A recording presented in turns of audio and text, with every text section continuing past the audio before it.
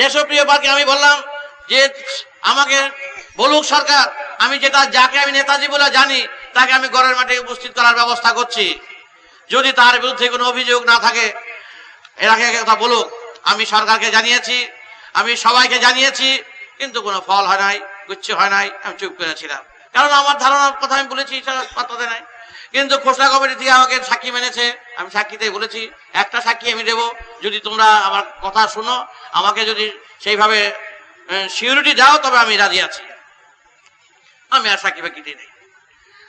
যাই হোক, কিছুদিন পরে দেখা গেল আমার বাড়িতে 250 আর্ম পুলিশ, 16 জন অফিসার আমার ঘরে গিয়ে উপস্থিত। আর ব্যাপার কি, সার্চ করতে গেছেন। সার্চ করতে গিয়ে বুঝে মেয়ে লোকগুলি গেল কোথায়? আমি যখন কানে আসলো, আর না মেয়ে লোকগুলো হ্যাঁ কাল তো সব গেল গিয়ে, থাকলে আমি রাখতে পারতাম। বলতেন কি বলুন তো, বলে অনেকগুলো মেয়েরা থাকতো না। হ্যাঁ, একজন 1800 ছেলে মেয়ে থাকে আমার কাছে, আন্দার বাচ্চা সব আছে, যারা মানুষ করি, তাদের খাওয়াচ্ছি, পড়াচ্ছি, এতটুকু বাচ্চা থেকে। তাদেরকে আপনার কিছু প্রয়োজন আছে না? ওই কটা নিয়ে বুঝি দেখাবার চেষ্টা করছে। হ্যাঁ, সেই সকালবেলা সেই আনন্দবাজার, যুগান্তর, অমৃত বাজার, তারপর সেই তারা বসে আছেন 3:30টার সময় মশার কামড়ে সেই ভ্যান নিয়ে বসে আছে। আমাকে অ্যারেস্ট করবে, সার্চ করলো, পেলো না কিছু, নিয়ে গেল লালবাজার। তাড়াতাড়ি বলে যাচ্ছি, আর কিছু ভিতরে কিছু বললাম না। লালবাজার নিয়ে গেল, নিয়ে গিয়ে আমার জিজ্ঞাসা করলেন এই চিঠিগুলো কোথায় পেলেন? আরে বাবা, আমি চিঠিগুলো দেখে আমি বুঝলাম ওই যে আমি শৈলবালার জমি মেরেছি, বিধবা সম্পত্তি মেরেছি, নানা রকম ভাবে যে আমার নামে অনেক অভিযোগ, অনেক কিছু হয়েছে। আমি খালি এই কথাই বললাম, তখন আমার 65 লক্ষ শিষ্য ছিল, যে 65 লক্ষ শিষ্য 1 পয়সা করে যদি আমি মাসে নেই, তাহলে আমার 65 লক্ষ পয়সা হয়। কিন্তু সে 50 টাকা কাঠার জমি মারতে যাবে, এটা যদি আপনার ধারণা করেন তাহলে আর কোনো বলার নাই। 5 কাঠা জমি, সেই জমি কটা আমি বিধবা মেরে দিয়েছি 50 কাঠা, সেই 20 বছর আগে মেটে বুরুজ থামার আন্ডারে, তাহলে তো ভালো কথাই। যাই হোক, যে যা বলে বলুক গিয়া। আপনি কোথায় পেলেন সই করা কাগজ? আমি যেখানে পেয়েছি আমি বলবো না। আমার হাতে 5টা সই করা কাগজ ছিল, সুভাষ বসু, তাহলে এইটুকু যেটা এখন 4টা নিয়ে গেছে, একটা এখনো আছে, গিয়া দেখতে পারবেন, মিলিয়ে দেখবেন, কালি মিলিয়ে দেখবেন। এবং সেই কালি প্রমাণ করেছে সরকার, সেই পপুলেশনের সরকার ছিল তখন। সরকার কালি মিলিয়ে দেখেছে, সে সই জেনুইন পেয়েছে, আর কালি পেয়েছে 1962-63।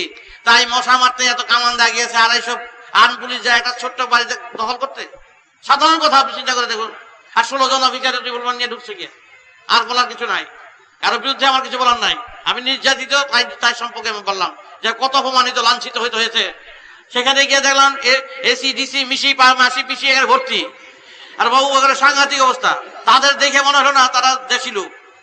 অনেক পুলিশ ভালো পেয়েছি, অনেক পুলিশ অফিসার ভালো পেয়েছি, সত্যিকার দরদ পেয়েছি। আর কতগুলো পেয়েছি, এগুলো না আফ্রিকান না আমেরিকান, আমি বুঝলাম না কিছু। অদ্ভুত তাদের নাটকীয় কথা। কি রকম কথা? আপনি যে এই চিঠিগুলো কোথা পেলেন বলতে পারেন? আমি তাকে দেখছি, আপনি কি টেস্ট নাকি? অদ্ভুত, দেখলে মাথা রক্ত গরম হয়ে যায় একেবারে। এইরকম কথাবার্তা শ্রী সব বড় বড় সব অফিসার এখানে। আমি বলে হ্যাঁ, আপনি ভুলে যান না, আমাদের চাকর, পাবলিক চাকর, ভুলে যাবেন না। আমরা টাকাতেই আপনাদের মেনটেন করছি, আপনাদের রক্ষা করার জন্য। কথাবার্তা হুঁশিয়ার করে বলবেন, বেদুইবেলা কথা করবেন তো যা ছেড়ে দেবো। হ্যাঁ, খুব চুইটা উঠতে হবে।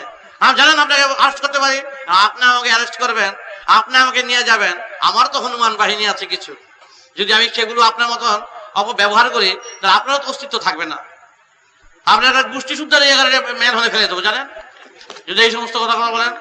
আমার আপনার নেওয়া 50টা লোক মরবে, আপনি যাবেন কোথায়? কয়টা আটকাবেন আপনি? আমি যদি ক্ষিপ্ত হয়ে উঠি, আমি তো ঢাকায় থাকি, চোর থাকে, লোচা থাকে, গুন্ডা থাকি, আর 65 লক্ষের লিডার তো বস হয়, ফেলতে পারবেন না। তোমার তাকে বললাম অফিসারে ফেলতে পারবেন, 65 লক্ষের লিডার দিতে পারবেন? আপনি ইচ্ছা মতো থানায় নিয়ে যা খুঁজতে বললে চলবে, আপনাকে লালবাজার নিয়ে যা খুঁজতে বললেই হবে।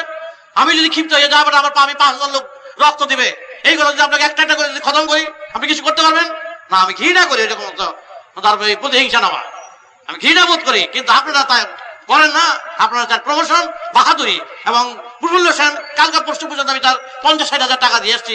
কয়েকদিন আগে সেলাম বইয়ে প্রণাম করেছে, আজকে সে তার ফোর্স পাঠিয়ে একবার জিজ্ঞাসা করলেন না। এইটাই কি সরকার?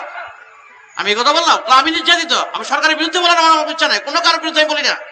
কিন্তু আমি বলতে বাধ্য যে এইভাবে নিয়ে হইচি করেছে, এইভাবে নিয়ে যা খুশি তা বলেছে। তখন আমি বলেছি, আর ওই যে শৈলবালার ছেলেরা বসেছিল যারা এই বিধবা সম্পত্তি মেরেছি চারিদিকে পেপার, ওই বেটা বেটা করে মির্জাফরের জাত, এই সমস্ত সুভাষ বোসের লেখা আর সুভাষ বোসের ব্যাংক সই করা কাগজ ওই সমস্ত শয়তানের হাতে দিয়ে দিয়েছে। কি আর বলবো আপনাদের, আমি ক্ষিপ্ত হয়ে গেছি একেবারে সাংঘাতিক। তখন আপনি জানেন, আপনি যদি বলে দেন সুভাষ বোস আপনার কোথায় আছে কিভাবে আছে, তাহলে আপনাকে প্রথম পৃষ্ঠায় আপনাকে ফ্ল্যাশ করবো। তাহলে আমি একটা সুভাষ বোস দিয়ে বুঝতে পারতেছি আমি কোথায় দাঁড়াইছি। আবার সেই সুভাষ বোসে বললে সেই সুভাষ বোস কোথায় যাবে, আপনাদের মতো দোষের কাছে বললে আর অস্তিত্ব থাকবে না। মাফ করুন, আমি তা না হলে আপনাকে অপবাদ দেবো, পেছতে ফেলাই দেবো, জড়াইয়ে দেবো, নানা গো যা খুশি তা করেন। আমি শালগ্রাম, যেদিক দিয়ে করেন সেদিক দিয়ে আমি একভাবেই থাকি। যা খুশি তা করেন, আপনার ক্ষমতা যা আছে বেটা করেন, যা বেটা বুঝেছি। সে তারপরে বিধবা সম্পত্তি, তারপরে লোকের কেস, ডাকাতির কেস, যত কেস, বাবা রি বাবা, কেরালিপুর আর বংশাল আর সর্বত্র জায়গায় একেবারে। যাক, সবাই শেষ হয়ে আসছে, তবে আপনাদের চুপ করে থাকুন।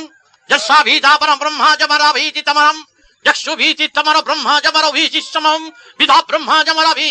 যে সেই যে নেতাজির ব্যাপার, আমি শুধু এই কথাই বলেছি যে নেতাজি আছে কি নেই আমি সেটা সঠিক বলবো, সেটা পিছনে আমার ধারণাটা থাকবে। আমার ধারণা আজ পর্যন্ত মিথ্যা হয় নাই।